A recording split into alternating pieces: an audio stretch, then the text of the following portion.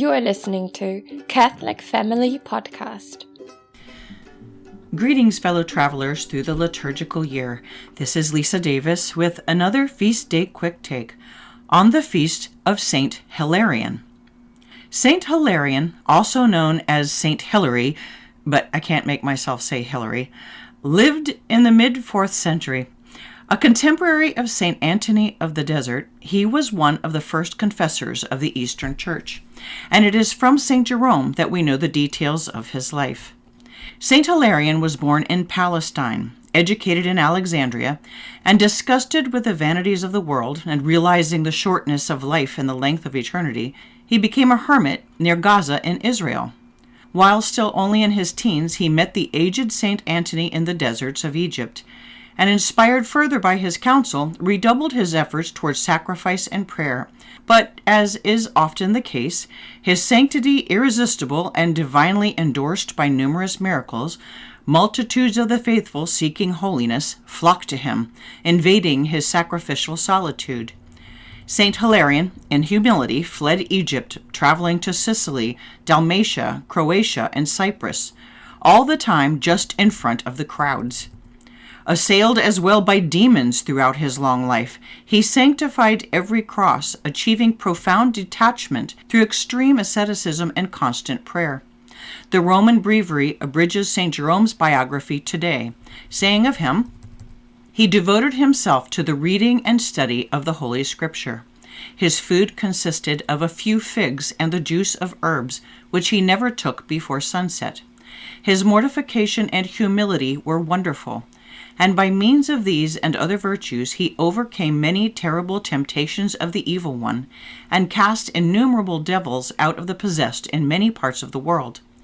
He had built many monasteries and was renowned for miracles when he fell ill in the 80th year of his age. In his last agony he exclaimed, 'Go forth, my soul, why dost thou fear? Go forth, why dost thou hesitate? Thou hast served Christ for nearly 70 years, and dost thou fear death?' And with these words, he expired." End quote. Abbot Guéranger in the liturgical year comments, "To be a Hilarion, and yet to fear death. If in the green wood they do these things, what shall be done in the dry?" A quote from St. Luke, chapter 23, verse 31. "O glorious saint," the abbot continues, "imbue us with the apprehension of God's judgments. Teach us that Christian fear does not banish love, but on the contrary clears the way and leads to it, and then accompanies it through life as an attentive and faithful guardian. This holy fear was thy security at thy last hour. May it protect us also along the path of life, and at death introduce us immediately into heaven. Amen." End quote. Saint Hilarion, a divinely impeded recluse. It's no accident that the most reluctant to broadcast to the world are by their humility the most worthy to do so. There's a story about Saint Hilarion that he was once beset in his humble hermitage by robbers who, on seeing him in his extraordinarily meager hut, as scrawny and pathetic a human being as you can imagine, not only passed him by as one from whom nothing could be taken, because he literally had nothing, but were so touched by his gentle holiness that they were converted and later told this story. Gaunt and lowly, a desert wanderer, he was a giant among the early fathers of the Church, a great warrior against Satan. And perhaps for this reason, though it is not a well-known fact, he is one of the patron saints against snakes and snake bites. An interesting subject, snakes. For good reason, they inspire a unique quality of fear and trepidation in most of us. On a natural level, too many of them are deadly to be comfortable with any of them. They slither, sly and menacing, mysterious and stealthy, concealed in holes and corners, surreptitious, watchful, breathless and venomous, ready to strike. A fool has no fear of them. For one thing, they are a metaphor conceived in Eden, synonymous with evil, with temptation, and human failure, and paradoxically, with a rescue. The image of a snake is found throughout Catholic art, showing up everywhere under the heel of Mary, the Mother of God, she who will crush the head of Satan. The snake we should all fear. But you should stay away from snakes, the reptile kind too. They are a most unpleasant and potentially dangerous critter, as I've had occasion to know personally too many times in my life. There was one time a very large black snake that my 12-year-old brother kicked because he thought it was an inner tube. It reared up and scared me so much I literally jumped out of my shoes and ran all the way down the hill and across a big field in my bare feet, through the stickers. Now, we were a southern anomaly. Our mom wouldn't let us go around barefoot like everyone else. We were therefore tender feet, or is that tenderfoots? And therefore not having my shoes was a problem. Anyway, thanks to my brother Greg, God rest his soul, for that shining moment of courage when he went back and got my shoes for me. Even though the snake was long gone by the time he worked up the nerve to go back, it was no less a feat than St. George facing the dragon. Kids, when your mom tells you to be nice to your brothers and sisters, you are going to be hard-pressed to do something nicer than my brother did that day. Consider it a challenge. But carrying forward the metaphor, be careful of snakes posing as inner tubes or sins concealed by modern normalization. My brother thought he was kicking an inner tube because we were tramping around in the woods near an old abandoned shed that did have old inner tubes and hoses lying around. He took for granted that it was not a snake he was kicking. Thank goodness he got away before he was bitten. But not everybody does. It's easy to become so used to seeing a thing that we don't see it anymore or take its threat seriously. Viewing media, for instance, where behaviors such as immodesty, impurity, and divorce are treated as normal, blinds our eyes to their dangers. In these days where it's almost impossible to escape the influence of the media, we have to keep our eyes peeled. Snakes are everywhere. Case in point, the cottonmouth I sat on. Really and truly, I sat on a cottonmouth, also known as a water moccasin. And because I'm alive, you know I have to tell about it. Here's the story. For 3 years when I was a kid, we lived on a Navy base carved out of a swamp near Charleston, South Carolina. And life there was an adventure. We kids were never stationary. There were no iPhones, no computer games, no instant access to entertainment. And there was really horrible programming on only 4 television stations. We only had good books and fun we made ourselves. My best girlfriend Sally and I had a sort of fort that we had made inside our carport.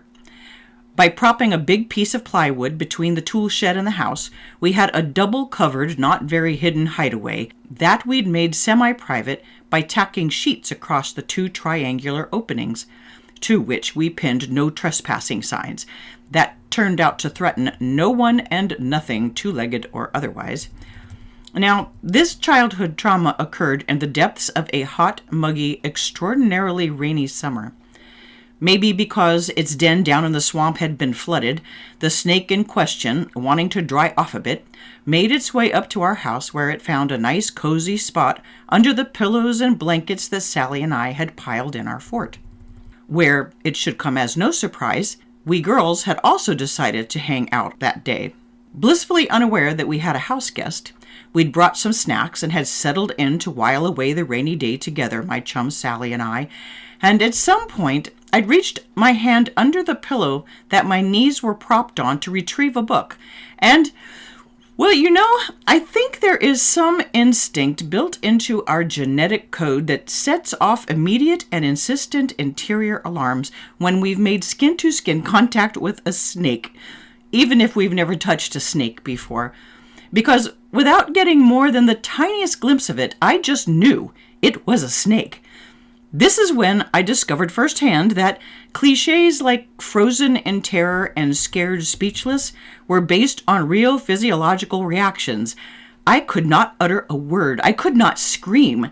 The breath seemed to have been sucked out of my body for probably 10 seconds. Then, let me tell you, did I get out of there. So fast that I smacked my head on the plywood. Then I ran all the way out into the driveway while Sally, who didn't do anything in a hurry, bless her heart, just sat there saying, "What?" I mean, she just sat there. And I'm ashamed to say, but I wasn't as brave as my brother. I didn't go back for my friend. Sorry, Sally. But I did get my voice back and screamed, "Snake!" At which point, Sally moved as quickly as Sally moved, and she ran all the way home. My mom called base security. My dad must have been on shipboard duty, or she probably would have called him. But when the security officer first came out, he was smirking, not expecting this encounter to be anything out of the ordinary. He'd probably assumed this would be a run-of-the-mill case of garter snake and hysterical mother, no doubt, and he just tootled casually up to the door, lifted his hand to knock, then did a double take and jumped back when he got a look at our snake, which had slithered out onto the carport in his direction. Lickety-split, he dashed back to his truck, got on the radio, and called in reinforcements. No kidding, that cottonmouth was 8, maybe 10 feet long. Or, well, it seemed like that at the time. It was probably 4 or 5 feet long, really, but it was a big, fat snake, showing off its big, white, scary gullet and sharp teeth. The first security guy waited in his truck for help to arrive, and we did not blame him. And then, once they got there, they spent several minutes walking around with their hands in their pockets, surveying the situation. They hadn't brought any tools, and I guess they decided they didn't want a chance using their firearms so close to our house. All they had at hand were a couple folded-up aluminum and strap lawn chairs and a rusty old hoe that they had found in the carport. We kids watched, all of us with our noses pressed up against the window on the kitchen door. And was it ever a drama? Better than TV. Once they finally killed it, the 3 guys, and it took all 3 of them to pin it down and then painstakingly severed the snake's head with that dull hoe, well, they put it in the truck and took it with them, I'm sure, to show it off at the office. They had earned bragging rights. We didn't begrudge it to them, and my mom just wanted it gone. The metaphor for this snake story? Look out for snakes, hiding in the inclination to comfort and relaxation beyond that which is necessary. If we hadn't piled up so many pillows in our fort, we'd have seen that snake right away and wouldn't have been exposed to such a deadly risk. The goal of comfort and ease covers up higher goals. To move on in my snake stories, after that stint in South Carolina, my family wound up living in the suburbs throughout the rest of my teen years, running into little more than the occasional garter snake. But then I got married and had a family, and a few years into family life, 5 or 6 kids in, we were able to move to the country where the snakes could find me and the fun could begin again. It's a very rare day when my husband Dan is sick enough to stay home from work. But it's a sign of God's providence that he was home with the flu or whatever it was that day to be part of the episode known as The Day the Snake Got In. Here's that snake tale, and as you will see, there is a pun intended. With the thought that I'd give their dad a little peace and quiet on his sick day, I had loaded up all the children into the van to take them to the park for a while. But one of the boys had gotten in the car with 2 left shoes or something goofy like that, so I'd run back in and up the stairs into the boys' room, and lo and behold, much to my astonishment, there, lolling on the floor in a ray of sunshine, was a big old snake. No loss of verbals that day. I screamed and flew back down the stairs. Dan came running around from our downstairs bedroom to see what on earth was wrong, poor guy being sick and all. And I don't think he believed me at first, but he did go upstairs with me to find the source of what he thought had to be a mistaken identity, a belt or something on the floor. So he lumbered up, expecting nothing, and I'm not ashamed to say I hid behind him using his back as a shield, and was not pleased to be proven right when Dan gasped as he rounded the doorway, because yes, indeed, there really was a big old snake luxuriating in the warm sun, looking at us through half-closed eyes like we were the ones intruding. Not a situation we'd run across before. Dan backed up and scratched his head for a minute, puzzling out a strategy. Then he told me to go fetch a pillowcase, thinking we could catch it in that. Now, do I need to tell you that this was not so easily done as he might have pictured it in his mind? But my poor sick husband, who at this point must have wished he'd stayed at work, made his way slowly, brave man, over to the snake with the open pillowcase, got to within about 4 feet, then glanced at me and sotto voce muttered something about getting ready, and in the space of time it took for the two of us to take our eyes off it, the snake darted away, headed for the boy's toy box. We thought it was going to hide behind it, but there was the teeniest crack in the paneling next to the trunk, and though it seemed impossible, the snake wriggled into that tiny hole. And I still don't believe he did this, but honest to goodness, as it looked like the snake would disappear into the crawl space, my amazing but crazy husband grabbed it by the tail. So there we were, me in the doorway, panicked and helpless, and Dan no doubt just as startled as the snake to be in this predicament, both of them rather weirdly trapped. Dan looked over at me like, now what? And I looked back at him like, how on earth should I know? And in the space of time that glance took, the snake backed out of the hole, and how it did that, I don't know, whirled around at my husband, opened its mouth, and roared in a snake hissing sort of way that was indescribably terrifying. My husband at this point hollered, which he never does, and dropped that snake's tail right quick, and the snake slipped immediately back into the little hole. What did we do after that, you ask, with a snake crawling around in the eaves of our house? Well, we did just what any homeschooling Catholic family would do. We looked it up to find out what kind of snake it was. It was a corn snake, which is not venomous and is a predator of rattlers, so they're actually good ones to have around the farm, but not inside one's house, thank you very much. And we found a patron. St. Patrick is one patron saint against snakes and snake bites, of course.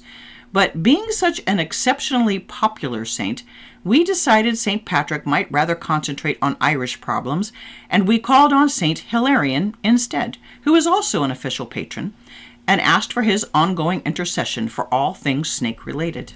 We also put tack strips along the backs of all the crawl spaces and repaneled the walls in the boys' room. We never saw a snake in the house after that.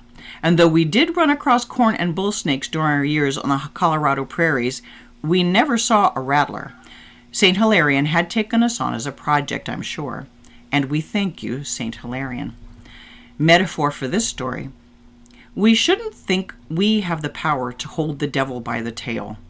But fulfilling our daily duties as Catholics, creating an atmosphere of prayerful contentment within our homes, is like putting down tack strips. Do due diligence in repelling and battening down the hatches, so to speak, within your own home and family, where the old loser is most anxious to quietly invade. But turn to heaven with confidence that God is even more intent than we are on keeping our homes snake-free. And we know we can depend on heavenly emissaries like St. Hilarion to help us in the battle. We know by the devil's constant attacks on this saint during his life that today's saint was a particular thorn in the side of Satan. It seems to me that any saint chosen to be a patron against snakes is especially honored because that makes him symbolically also a patron against Satan, the loser himself, which especially distinguishes him also as a helper of the Mother of God, the fearless snake killer, the ultimate killer of the snake. St. Hilarion, I picture holding the pillowcase for her to dump the devil into after she's finished with him. St. Hilarion, pray for us in our battle against all evil.